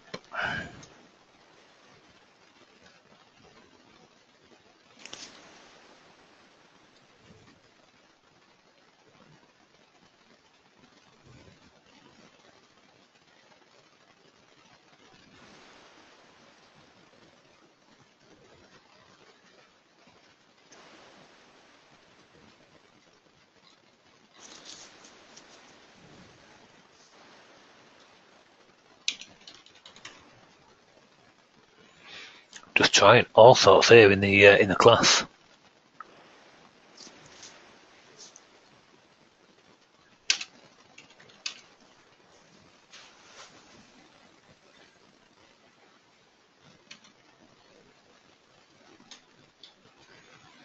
Now that's interesting because I think if you was on there, yeah. Well, we know the control hasn't got focus, but what if I press the escape here? You've got key down, key up. Because I've commented out in the class handling the key down for the escape key. Okay, so that's not doing anything. After we do that test, it's only really confirming what we know. Now if I press the escape, Clarion window is taking it, so we know that basically we knew it weren't in focus anyway.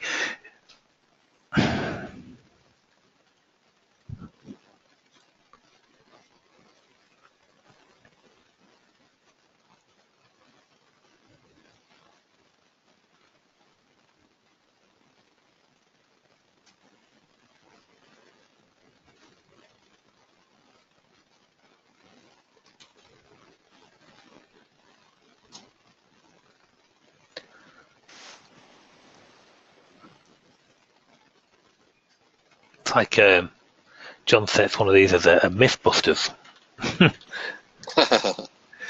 Okay, do that. Do that.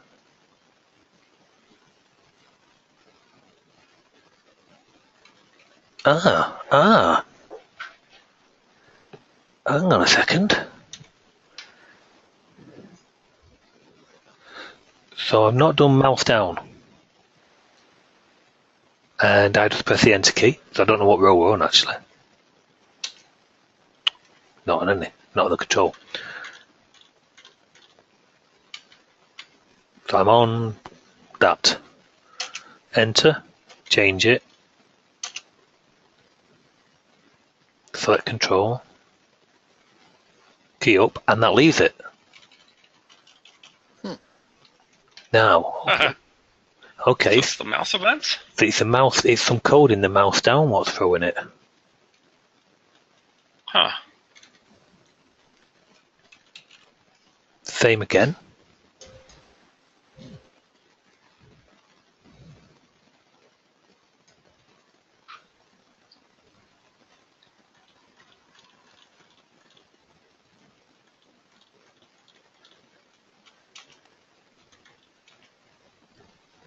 Should really speed them 2 seconds up, shouldn't I? Okay, now I'm going to go to licensing. So I'm going to go to click on that one. Enter, 2, dink, that.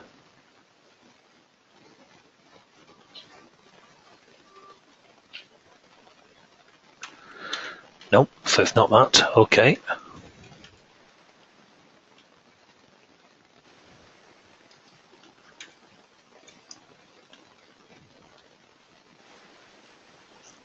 Hmm.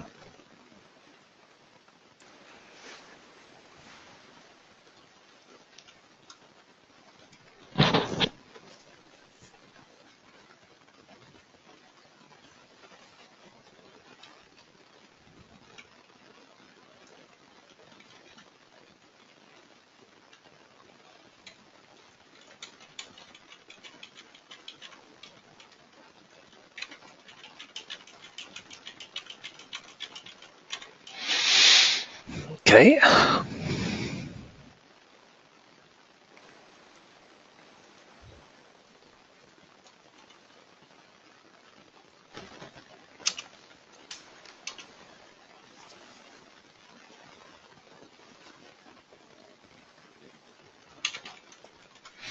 Well, 10 out of 10 for everybody who's still here watching. It must be boring as anything, but Longest Noyantis user group meeting ever. I don't think it's the longest. No. Almost like the baseball game last night, you know. Like, I guess you guys don't watch baseball. no. Sorry. It was an awesome, awesome, awesome game.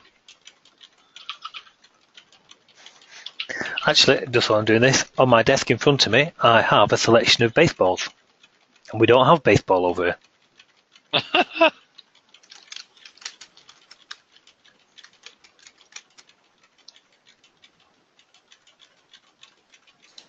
I'm doing the old-fashioned, right, let's just comment the code out, and then we'll start putting it back a bit at a time.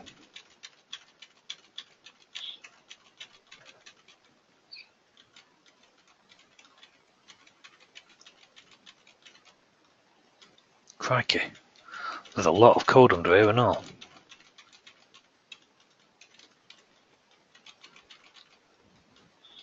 Okay, all of that is under the key down.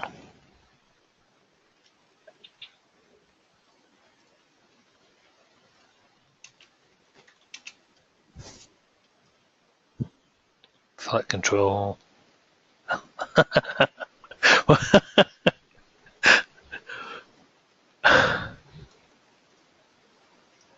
You've got to be kidding me.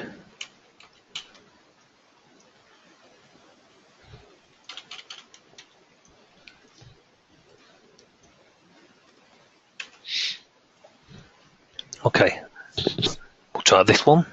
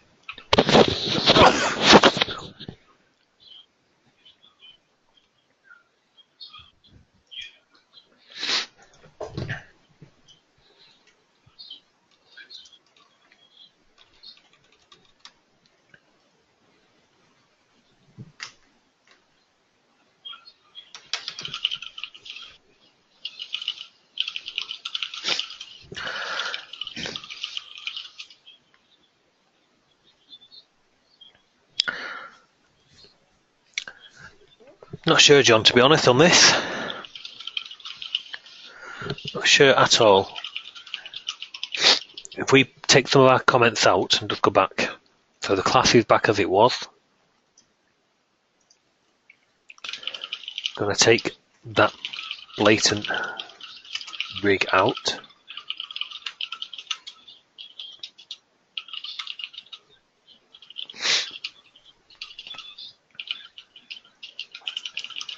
And interesting, if we tab onto the machine, onto the control to start with,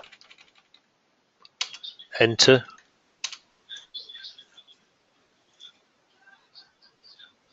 it's fine. But if we do that same step,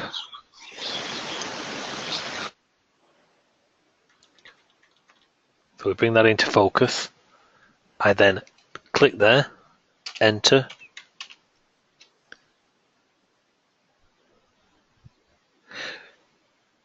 another control is going back into focus.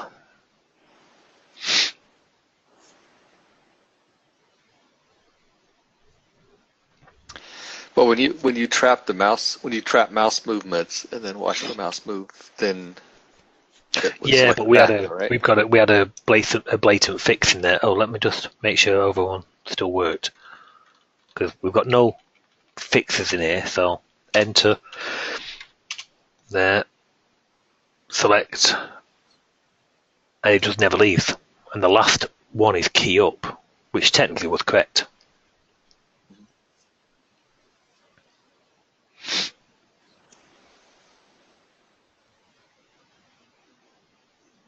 But it was done by the mouse. It's not seeing that. Suppress.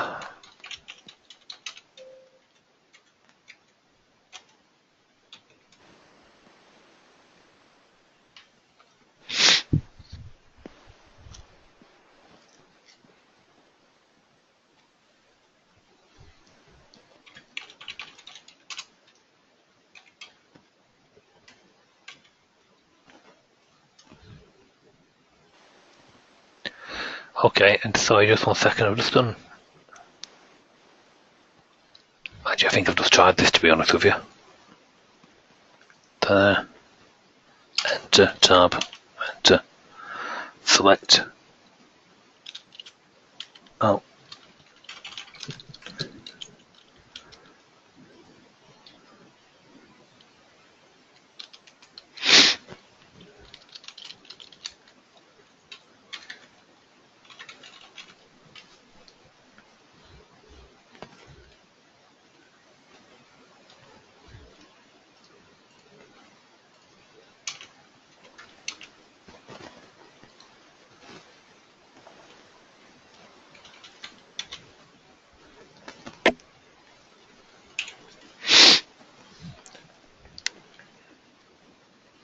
We're interrogating the hit test on the mouse.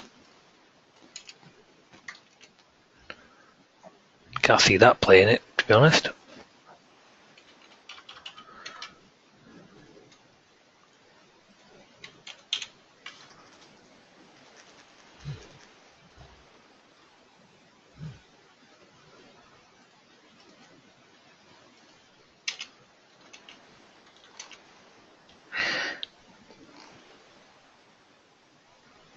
Okay.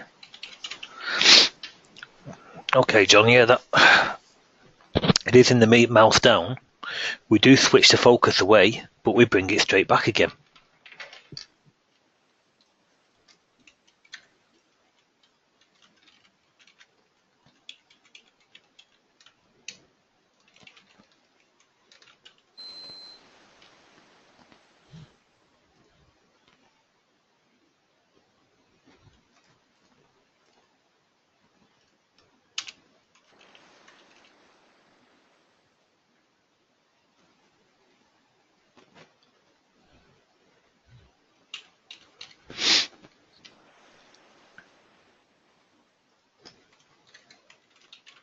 Okay, John, on yours, until if you want a temporary fix, in the NYS report control CLW, there is under the mouse down, there's a select self.dummy control, and that's the cause of what you're seeing. But I think that also.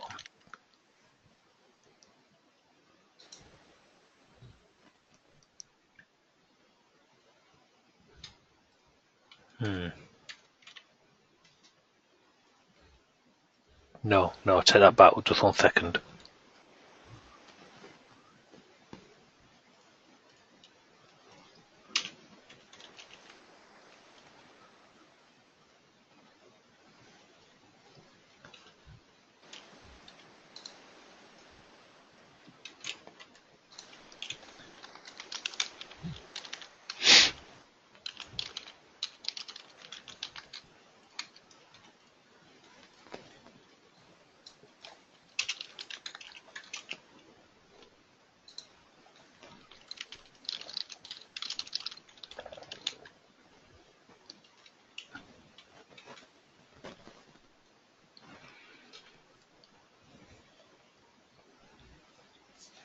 Looks like it's a select control inside of the mouse down, which is causing it, believe it or not.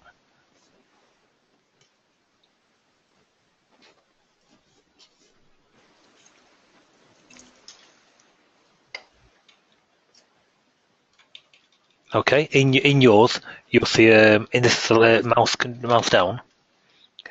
Okay, it looks like it's that. That's the original class.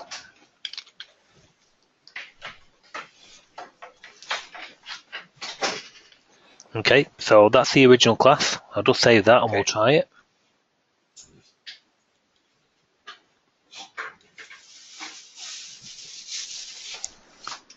And we'll click enter. Oh, sorry, enter 2. And it's gone, which is what you're experiencing. Right. Go back to that. Just take off the select out of there. So I'll save that.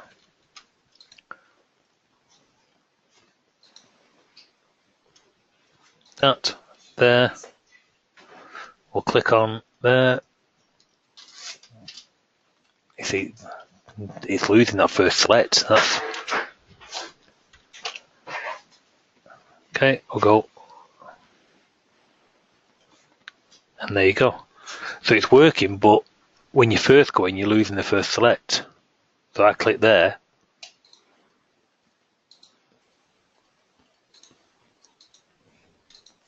So I will have to do some more digging, but it's linked to that line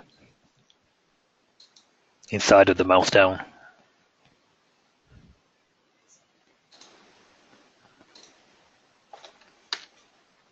Yeah, you do lose that first select though.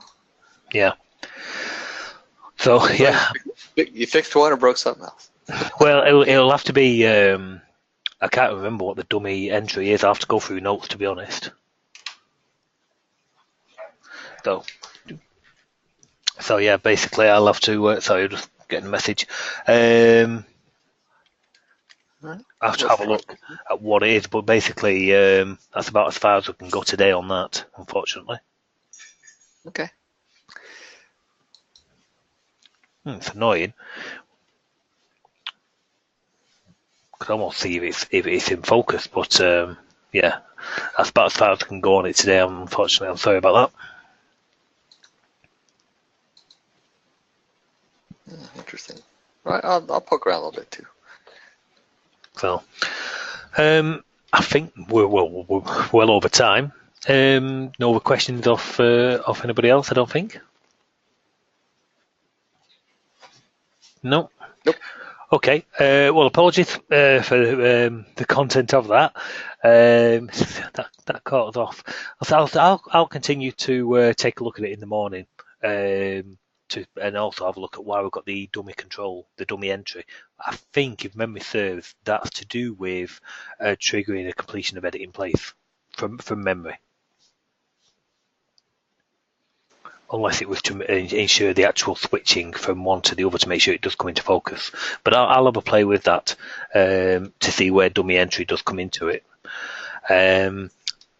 Look out for the next Chillcat update. As I say, the HTTP class is now all but done, as we saw earlier. So that will be out in the morning. And basically, we'll have another update for you for next week. So if there's nothing else, we shall wrap it up. let's wrap it up. Okay. John, feel free to give me a shout tomorrow to see if you make any more on that, and likewise, I'll have a look in the morning as well. Okay, excellent. Thanks, Okay. Andy. All right. Thank you, everybody, and I shall see you next week. Right. Thanks. Bye. Bye.